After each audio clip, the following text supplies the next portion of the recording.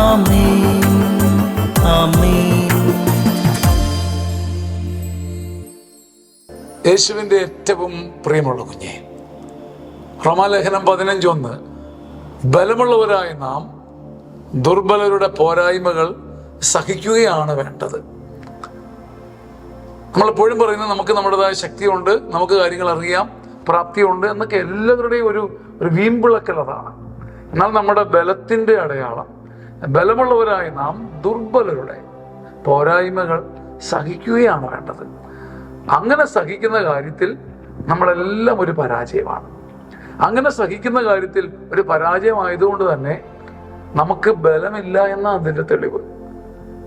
നാം പറഞ്ഞു വരുത്തുന്നതും അഭിനയിക്കുന്നതും നല്ല ധൈര്യവും ബലവും ഒക്കെ ഉള്ള ആത്മബലമുള്ള മനുഷ്യരാണെന്നാണ്. എന്നാൽ ബലമുള്ളവരായ നാം ദുർബലരുടെ പോരായ്മകൾ സഹിക്കുകയാണ് വേണ്ടത്. അക്കാര്യത്തിൽ നമ്മൾ പരാജയമാണ് താൻ. നമുക്ക് ചിന്തിക്കാം, നമുക്ക് സത്യത്തിൽ ബലമുണ്ടോ, അതോ നമ്മുടെ ചുറ്റുപാടുമുള്ള ദുർബലരെക്കാൾ ദുർബലരാണ് നമ്മൾ? ബലമുണ്ടെങ്കിൽ കൂടെയുള്ളവരുടെ പോരായ്മകൾ സഹിക്കും.